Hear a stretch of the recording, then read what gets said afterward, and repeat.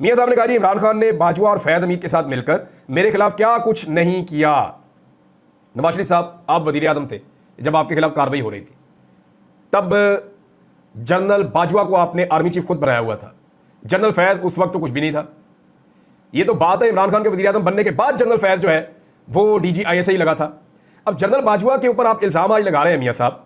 इसी जनरल बाजवा के लिए ये बाकायदा मेरे पास सबूत मौजूद है, आप निकाल कर देख लें कि किसने ये ट्रेंड चलवाया था कि we stand with general Bajwa. Noon League के पेड अकाउंट, इनके अपने लोग, इनके अपने leaders we stand with general Bajwa का ये ट्रेंड चलाते रहे। नवाज शरीफ साहब, अगर जनरल बाजवा ने आपके खिलाफ सब कुछ किया था तो आपने जनरल बाजवा को एक्सटेंशन क्यों दी थी? जनरल बाजवा से डील करके पाकिस्तान से बाहर क्यों भागे थे अपने प्लेटलेट्स गिरा के? फिर जनरल बाजवा से डील करके आपने इमरान खान की हुकूमत भी गिराई। जनरल बाजवा से बड़ा तो आपका मोहसिन कोई नहीं है। अब मैं नुक्ता ये बयान करना चाहता हूं कि नून लीग और मियां साहब खास तौर पे मोहसिन खुश हैं। आज वाले जो आर्मी चीफ है ना, वो भी ये बात जहन में रखें कि जनरल बाजवा से ज्यादा एहसानात इनके ऊपर किसी ने नहीं किए। आज ये जनरल बाजवा को गालियां दे रहे हैं, उसके ऊपर अटैक कर रहे हैं और ये कह रहे हैं कि जनरल बाजवा रिस्पॉन्सिबल था जो इनके साथ हुआ।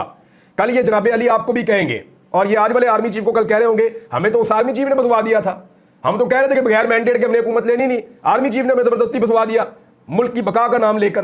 तो ये कल को सारा मलबा भी इधर ही गिरना है। ये इनका ट्रैक रिकॉर्ड है, कोई नई चीज नहीं है। लेकिन पाकिस्तान तहरीक इंसाफ की खामोशी मेरी समझ से बाहर है। अस्सलाम वालेकुम नाजरीन, आप देख रहे हैं हमारा ऑफिशियल यूट्यूब चैनल और मैं हूं आपकी मेजबान यशफा कुरैशी। आज के इस व्लॉग में हमारे साथ मौजूद होंगे इमरान रियाज खान। सबसे पहले तो मैंने एक सर्वे करवाया नाजरीन, और ये सर्वे मैंने इसलिए करवाया जरा लोगों की राय भी ले लें। मुझे लगा मेरी राय ज़रा सख्त है। जो पाकिस्तान में इस्लामी नज़रियाती कौंसल ने जो एक फतवा सा जारी किया है कि जनाब जो VPN है वो गैर शरई है या हराम चीज़ है, और इसके बारे में वैसे मौलाना तारिक जमील साहब ने एक स्टेटमेंट दिया। उन्होंने कहा जी हराम नहीं है ये, और इस तरह तो फिर और बहुत सारी चीज़ें आप हराम कर देंगे, आप तो ये रास्ता खोल देंगे। वैसे कुरान पाक में अल्लाह ताला ने हराम और हलाल का फ़र्क बड़े अच्छे तरीके से समझा दिया है, और हमारी शरीयत इतनी मुश्किल है नहीं जितनी हमारे मौलवियों ने बना दी है। तो इस दफ़ा पाकिस्तानी बड़े क्लियर है। मैंने पाकिस्तानियों से सवाल पूछा कि इस्लामी नज़रियाती कौंसल आपकी राय में किसकी खिदमत कर रही है, और दो ऑप्शन दिए पाकिस्तानियों को। एक ऑप्शन था इस्लाम की खिदमत कर रही है, दूसरा ऑप्शन था इक़्तिदार की खिदमत कर रही है। मैंने अपनी ज़िंदगी में जितने भी आज तक सर्वे करवाए उनमें कभी भी इतना खौफनाक रिज़ल्ट नहीं आया।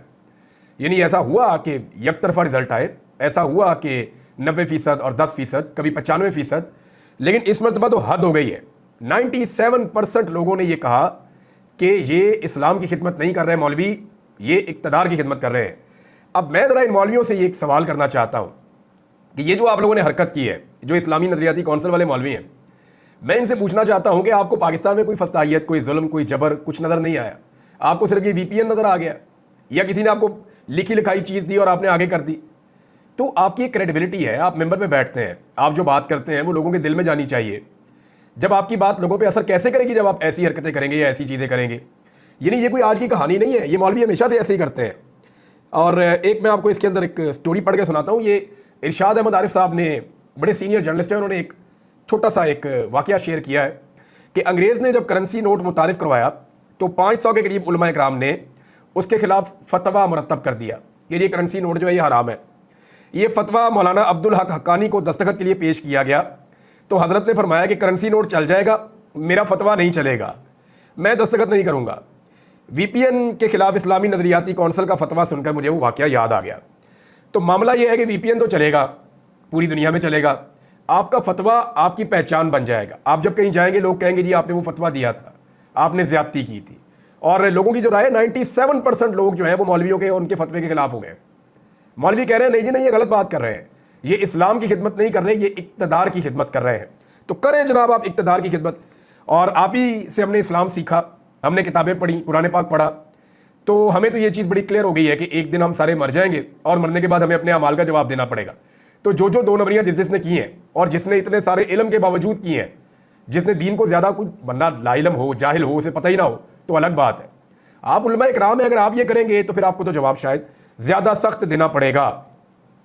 सिचुएशन नादरीन ये है कि बहाना ये बनाया गया कि फहाशी वाली जो वेबसाइट्स हैं वो इसमें लोग देखते हैं VPN लगा के, लिहाजा इसलिए VPN को बैन कर दिया जाए। एक्चुअली जो फहश वेबसाइट्स हैं ना वो नहीं लोग देखते। असल में डर इस बात का नहीं है, इस बात का डर होता तो VPN कई सालों पहले बंद हो जाते। जो निज़ाम की फहाशी और उसका नंगापन है ना वो सामने आता है VPN के ज़रिए से आजकल, क्योंकि VPN ना लगाएं तो इन्होंने वेबसाइट्स बंद की हुई हैं। सोशल मीडिया की एप्लीकेशंस बंद की हुई हैं। तो जो निज़ाम की फहाशी है, जो उरियानी है, वो नज़र आती है। कोई वेबसाइट्स की फहाशी इनका मामला नहीं है। अगर ये होता तो ये बहुत पहले ये वाला काम कर देते। बहरहाल ये पुराना रिकॉर्ड है मौलवियों का। वो हमेशा निज़ाम जो है ना उनका, मौलवियों का, आम दुनिया से 50 साल, 60 साल, 70 साल पीछे ही चल रहा होता है। दुनिया आगे जा रही होती है, ये बहुत पीछे चल रहे होते हैं। अब मुल्क में VPN की बंदिश से ना सिर्फ सोशल मीडिया का नुकसान हो रहा है, जो सारिफीन है वो एक्सेस नहीं कर पा रहे बहुत सारी एप्लीकेशंस तक, बल्कि इससे एक और चीज़ भी हो रही है।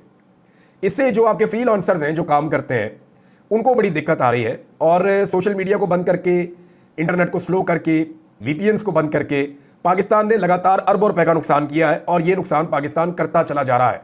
हुकूमत को इस बात की कोई फिक्र नहीं है। अब नौजवानों ने इसका हल तलाश करना शुरू कर दिया है। कुछ नौजवानों ने कुछ हल जो है वो पेश भी कर दिए हैं। यानी लगातार लोग इसका हल ढूंढ रहे हैं कि अगर VPN ब्लॉक हो गए हैं तो उनको वापस खोलना कैसे है। अरसलान बलोच साहब हैं, ये सोशल मीडिया पे बड़े एक्टिव हैं। इन्होंने लिखा जी कि जिनके VPN नहीं चल रहे वो VPN की सेटिंग्स में जाएं और वहां जाकर प्रोटोकॉल्स को तब्दील कर दें। हुकूमत VPN मुकम्मल बंद नहीं कर सकती, सिर्फ प्रोटोकॉल्स बैन करती है। इस वक्त UDP प्रोटोकॉल को मुकम्मल काम कर रहा है। जो UDP प्रोटोकॉल है वो मुकम्मल काम कर रहा है पाकिस्तान में। या आप इसे तब्दील भी कर सकते हैं, जो बेहतर काम कर रहा हो उसे आप सेलेक्ट कर दें। तो आप प्रोटोकॉल जाके तब्दील करें, यहाँ से आप जाएँ उसके अंदर VPN की सेटिंग में जाएँ जो आपके पास है, उसके अंदर जो प्रोटोकॉल्स हैं उनको तब्दील कर दें। वहाँ जो UPD प्रोटोकॉल है उन्होंने वो रिकमेंड किया है, लेकिन अगर आपको लगता है कोई और अच्छा काम कर रहा है तो आप उसको लगा सकते हैं और उसे सेलेक्ट कर दें। हुकूमत भी यही इस्तेमाल कर रही है। अगर हुकूमत ये चारों प्रोटोकॉल्स बंद कर दे तो वो खुद भी इस्तेमाल नहीं कर सकेंगे। ये साथ उन्होंने जो है ना प्रोटोकॉल्स की जो है वो एक तस्वीर भी, स्क्रीनशॉट भी शेयर किया हुआ है। ये थैंक्स टू अरसलान बलोच, ये मैंने उनसे लेकर ये इन्फॉर्मेशन पढ़ी है। और भी बहुत सारे दोस्तों ने मैसेजेस किए। अब सबके पढ़ूंगा तो पूरा वीलॉग इसी पे हो जाएगा। बहरहाल नौजवानों ने इसका हल तलाश कर दिया। जितने मर्जी अरबों रुपये लगा लेते हैं, उसके बाद नौजवान उसका हल ढूंढ लेते हैं। अब मुल्क जो है वो पूरा बंद होने जा रहा है। कैसे? इमरान खान जब भी एहतजाज की कॉल देते हैं ना, इमरान खान साहब को मुल्क बंद नहीं करना पड़ता। इमरान खान जिस शहर में कॉल देते हैं वो सुबह खुद ही बंद हो जाता है। इस्लामाबाद में कॉल देते हैं तो आसपास के सारे इलाके, शहर जितने वहाँ पे इजला हैं वो सारे खुद ही बंद हो जाते हैं। इमरान खान साहब की कॉल देने की देर है, हुकूमत ने सारे शहर खुद ही बंद कर देने, और ये आप होता हुआ देखेंगे। और एक बंदिश होगी जो लगातार चलेगी चंद दिनों तक। एतवार की इमरान खान साहब की कॉल है तो ऐसा लगता है कि 24 तारीख के बाद काफ़ी दिनों तक हुकूमत जो है वो उनको शायद बंद रखना पड़ेगा, पाकिस्तान पूरे को। वैसे भी पाकिस्तान बंद हो रहा है, लॉकडाउन के नाम के ऊपर बंद हो रहा है। VPN तो बंद ही कर दिया गया है। बहुत सारी और चीज़ें पाकिस्तान में बंद है। बच्चों के स्कूल भी बंद कर दिए गए हैं। कहीं 3 दिन की छुट्टियां दी गई हैं, कहीं कहा जा रहा है कि अगले हफ्ते से हम लोग बंद करेंगे। कहीं सड़कें बंद कर रहे हैं, कहीं खुदाइयाँ कर रहे हैं, कहीं कंटेनर जमा कर रहे हैं। और कंटेनर वालों ने वैसे 2-2 चाबियाँ ज़्यादा भी बना ली हैं कि ये जब हमारा दाव लगेगा हम कंटेनर उठा के अपना निकल जाएंगे। हर कंटेनर के साथ तो पुलिस वाला खड़ा नहीं हो सकता।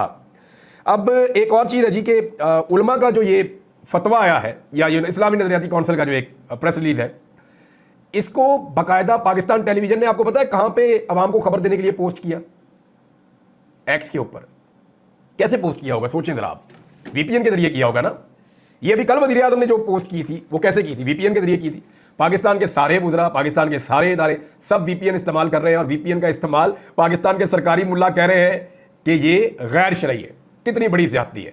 यानी सबसे पहले तो इनके ऊपर गैर शरई हरकत करने पे इनके खिलाफ तो सुप्रीम कोर्ट में और अदालतों में जाना चाहिए, और अदालतों में जाके इनके खिलाफ कार्रवाई करवानी चाहिए 63A की, कि जनाब ये तो गैर शरई हरकतें कर रहे हैं, ये तो अब सादिक और अमीन ही नहीं रहे, लिहाजा इनको इनके ओहदों से फारिग कर दिया जाए।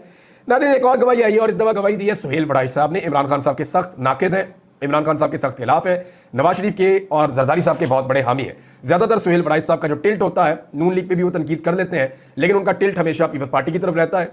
जरदारी साहब ने अपनी फैमिली के जो बड़े क्लोज सर्कल है वहाँ पे भी जब कभी कोई इवेंट किया तो हामिद मीर साहब को और सुहेल वड़ाइच साहब को ज़रूर उन्होंने दावत दी, किसी और को बुलाया या नहीं बुलाया, क्योंकि वहाँ ताल्लुकात इन दोनों लोगों के तो बहुत अच्छे हैं। अच्छा, इसमें सुहेल वड़ाइच साहब के क्योंकि बड़े ज़बरदस्त ताल्लुकात हैं इस वक्त, और वो एस्टेब्लिशमेंट की बहुत तारीफ़ें भी करते हैं, तो वड़ाइच साहब ने भी ये तस्दीक कर दिया कि इमरान खान साहब को वाकई एस्टेब्लिशमेंट की जानिब से डील ऑफर की गई। और जो डील ऑफर की गई इलेक्शन के बाद वाली जो डील थी उसमें वो तफसीलात भी बता रहे हैं। वो ये कह रहे हैं कि उन दिनों में जो डील ऑफर की गई उसमें यह था कि इमरान खान साहब को कहा गया कि जनाब आपको हम रिहा कर देते हैं, आप बनीगाला चले जाएं, और धांधली के ऊपर एक कमीशन बना दिया जाता है, ट्रक की बत्ती, आप उसके पीछे लगे रहें, लेकिन हुकूमत को जरा चलने दें अभी। तो इमरान खान साहब ने साफ इनकार कर दिया। उन्होंने कहा जी मेरा मैंडेट वापस करो।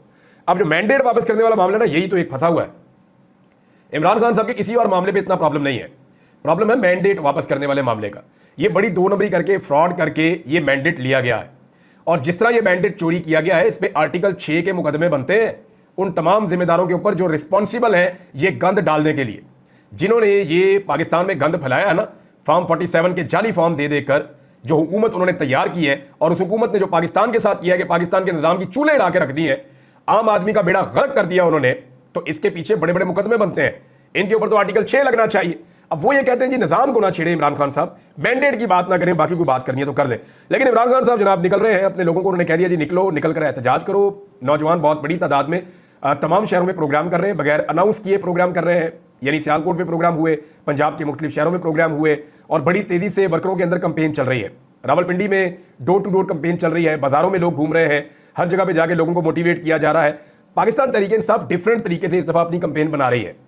तहरीक इंसाफ वो मीडिया नहीं खेल रही, वरना ये मीडिया तो ये भी कहता था कि 8 फरवरी 2024 को पाकिस्तान तहरीक इंसाफ को 10-20 सीटें मिलेंगी। लेकिन पाकिस्तान तहरीक इंसाफ ने इतने वोट लिए कि उनके आधी से ज़्यादा सीटें छीनने के बावजूद आज भी वो पार्लियामेंट की सबसे बड़ी जमात है। तो इस मीडिया पे तहरीक इंसाफ किसी तरह भी भरोसा नहीं कर सकता, ना इनके ऊपर इन्हिसार कर सकता है।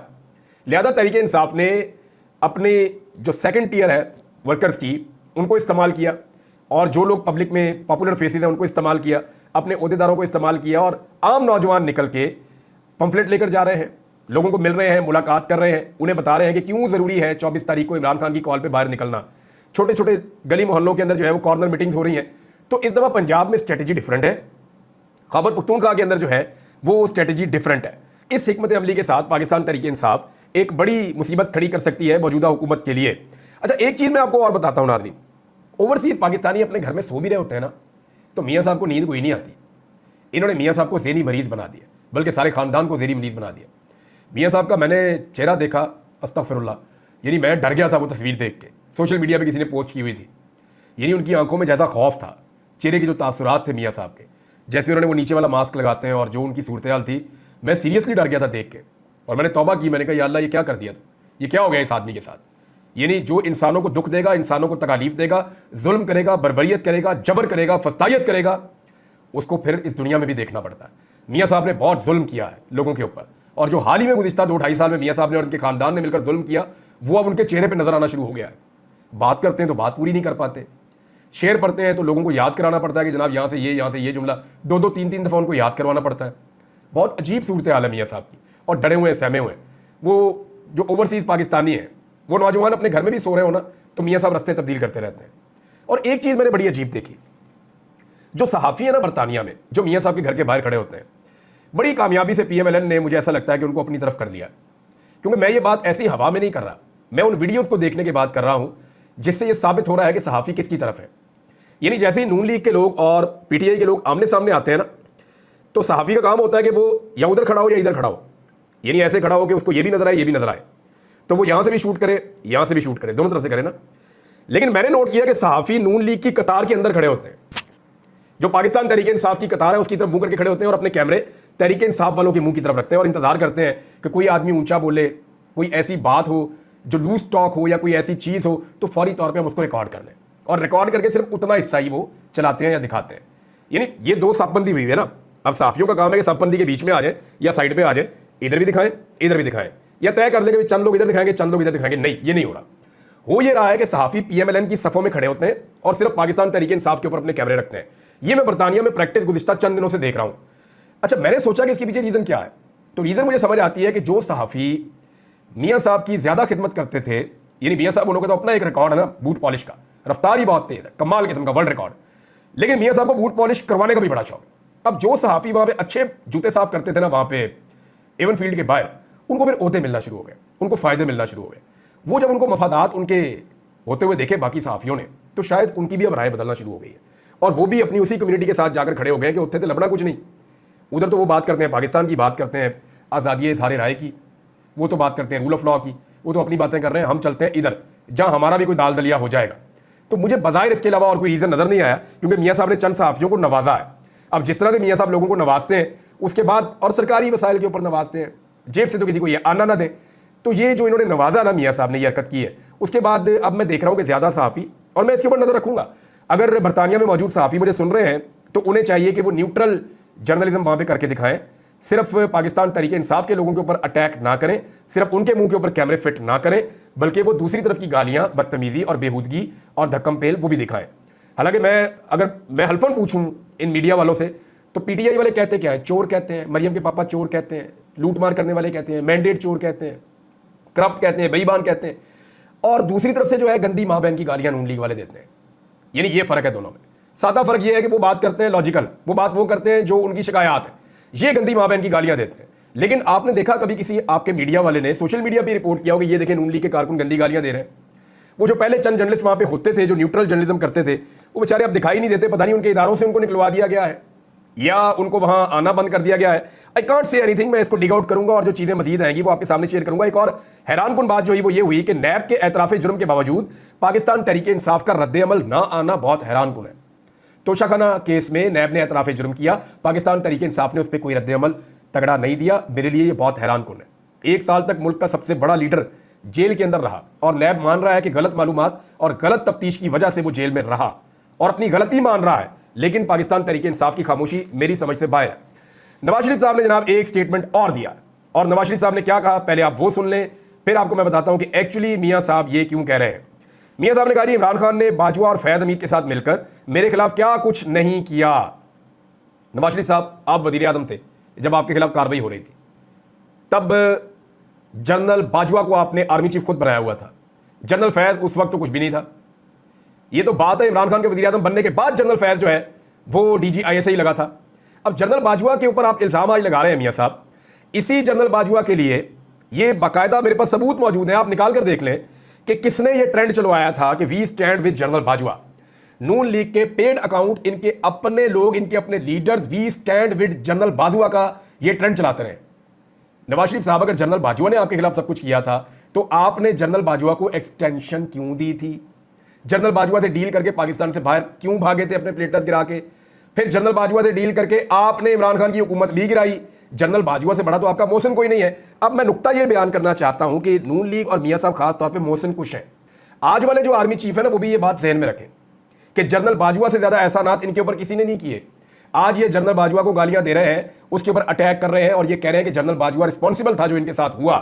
कल ये जनाब अली आपको भी कहेंगे और ये आज वाले आर्मी चीफ को कल कह रहे होंगे हमें तो उस आर्मी चीफ ने फंसवा दिया था, हम तो कह रहे थे कि बगैर मैंडेट के हमने हुकूमत लेनी नहीं, आर्मी चीफ ने हमें जबरदस्ती फंसवा दिया मुल्क की बका का नाम लेकर। तो ये कल को सारा मलबा भी इधर ही गिरना है। ये इनका ट्रैक रिकॉर्ड है, कोई नई चीज नहीं है। जी नाजरीन, उम्मीद है कि आपको ये व्लॉग पसंद आया होगा। मजीद इसी तरह की वीडियोस देखने के लिए हमारे चैनल को सब्सक्राइब करें, अपनी कीमती राय से हमें आगाह करें और वीडियो को ज्यादा से ज्यादा शेयर करें।